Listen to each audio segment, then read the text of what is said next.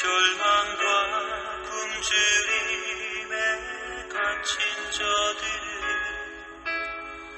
내 마음에 오랜 슬픔 고통의 멍에 매여 울고 있는 나의 자녀들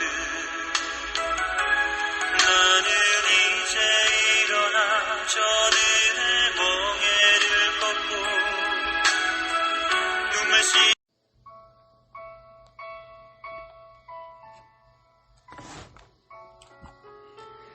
아프리카 우간다는 몇 년 전만 해도 한때 큰 위기에 빠진 적이 있었습니다.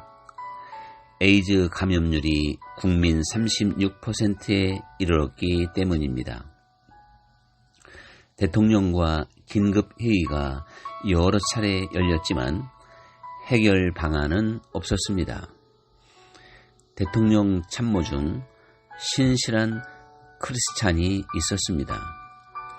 그는 회의를 마치고 대통령 관저 옆 건물에서 존 물린디 목사에게 전화하여 만나게 됩니다.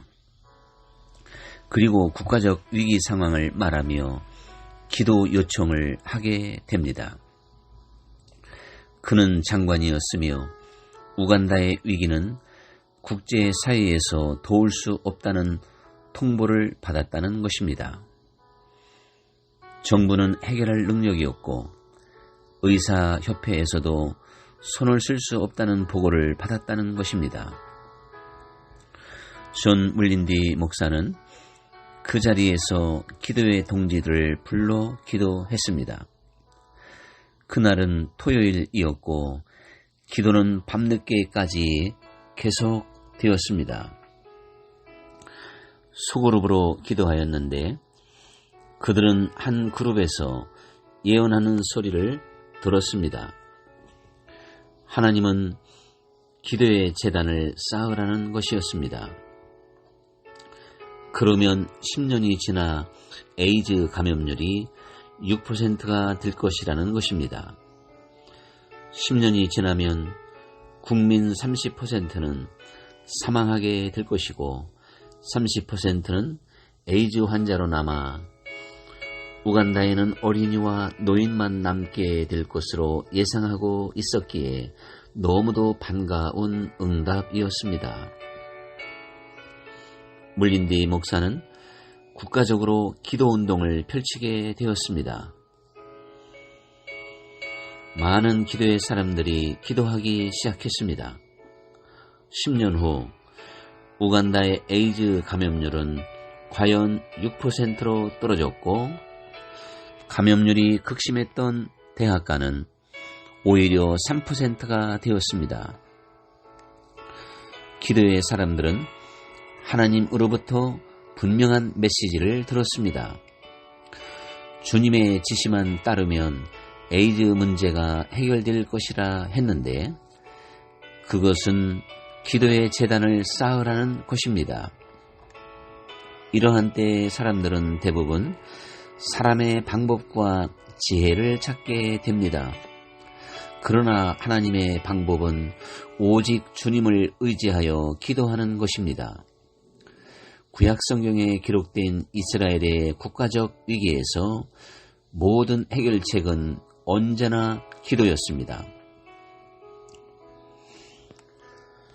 현재 대한민국뿐 아니라 세계는 코로나 팬데믹으로 고통하고 있습니다. 코로나 팬데믹에 묻혀 남북 문제도 관심에서 멀어지고 있습니다. 우리는 전 세계를 신음하게 만드는 코로나의 공격을 기도로 이겨야 합니다. 우리는 사람의 지혜와 해법으로 풀 수 없는 분단의 현실도 기도로 해결해야 합니다. 우간다를 절망으로 몰아간 에이즈 문제와 지금 우리 앞에 놓인 문제가 다른 것이 아닙니다. 여전히 하나님의 방법은 기도입니다. 우간다에 기도하는 이들에게 하나님은 오직 기도에 순종한다면 주님이 해결해 주신다는 약속은 우리에게도 동일합니다. 하나님은 어제나 오늘이나 영원토록 동일하신 분입니다. 예수께서 기도 외에 이런 유가 나갈 수 없느니라 하신 말씀 그대로입니다. 저는 감리교회에서 남북 문제를 위해 세운 민족화해 평화협의회 상임대표를 맡으면서 주님께서 우리 기관에 무엇을 바라실까 기도하는 시간이 있었습니다. 그러던 중 우간다 물린디 목사의 간증을 듣게 되었습니다. 이것은 진실로 우연한 일이 아닙니다. 주님은 남북 문제를 놓고 기도하는 저에게 응답해 주신 것입니다. 주님의 이러한 인도는 의심할 것이 전혀 없습니다. 저의 마음이 뜨거워지며 확신하게 된 것은 주님이 주신 증거가 되기도 합니다. 저는 우간다의 물린디 목사처럼 기도회 동지들을 초청하고 있습니다. 저는 이렇게 기도하기를 제안합니다. 첫째는 매일 정오 12시에 1분 기도로 동참해 주십시오. 1분 기도는 동영상을 시청하는 날부터 하시면 됩니다. 둘째는 개인 기도 시간에 코로나 퇴치와 평화 통일을 위해 간절히 기도해 주십시오. 기도의 재단은 기도의 사람들이 조직적으로 힘을 모으는 것이 중요합니다. 땅에서 두 사람이 합심하여 기도하면 하늘에서 아버지가 응답하신다 하셨습니다. 우리는 너무나 형식적인 기도를 드리고 있는지 모릅니다. 예배 시간에 우리는 예배의 한 형식으로 나라와 민족을 위해 기도하고 코로나가 속히 물러가기를 원했는지 모릅니다.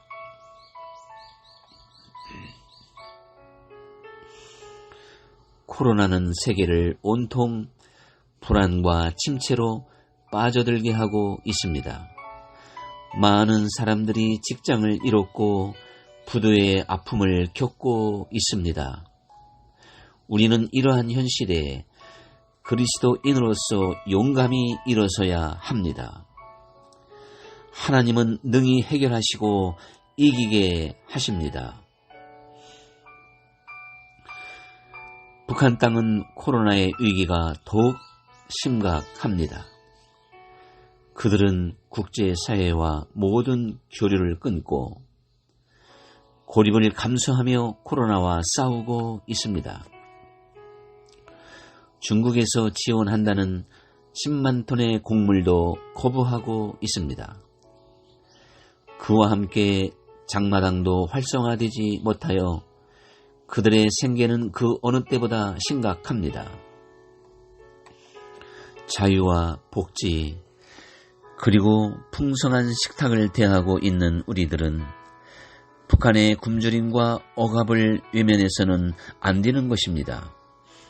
북한 땅은 마태복음 25장에 나오는 목마른 자, 배고픈 자, 갇힌 자, 병든 자, 나그네된 자와 같은 이들입니다. 우리는 사회적 그리고 시대적 관점에서 지극히 작은 자들을 분별할 줄 알아 우리가 해야 할 일을 잊지 말아야 합니다. 우리의 자유와 배부름이 저들에게는 빚진 자의 심정이 되도록 해야 합니다. 그러므로 극심한 저들의 고통을 외면하는 것은 한반도 땅에서 그리스도인의 역할을 알지 못하는 것입니다. 글로벌 시대에 사는 우리는 전 세계가 이웃이라는 것을 깨닫습니다. 세계의 모든 사람이 하나님의 자녀이기에 영적으로 한 형제 자매입니다. 북한 땅엔 육신적으로도 한피 받은 형제들이 살고 있습니다. 기도만큼 저들을 도울 수 있는 길은 없습니다. 기도함으로 주님이 일하시도록 해야 합니다. 주님은 기도하는 사람이라 나라를 위해 일하시는 분입니다. 하나님은 에레미야에게 여호와는 일을 행하시고 지으시고 성취하시는 분이라는 것을 일깨워 주시며 너는 내게 부르짖으라 내가 네게 응답하겠고 네가 알지 못하는 크고 비밀한 일을 보여주리라 하고 에레미야 33장 3절에서 말씀하셨습니다. 코로나를 물리치고 평화적인 통일을 이루게 하시는 분은 오직 하나님밖에 없습니다. 본 영상에 구독을 누르시어 우리 기관에서 펼치는 국민적 그리고 전 세계적 기도 운동에 대한 정보와 소식도 얻으시고 기도에 동참해 주십시오. 세계의 크리스찬들이 이제 일어나 기도하며 하늘 보좌를 움직여야 할 때입니다. 감사합니다.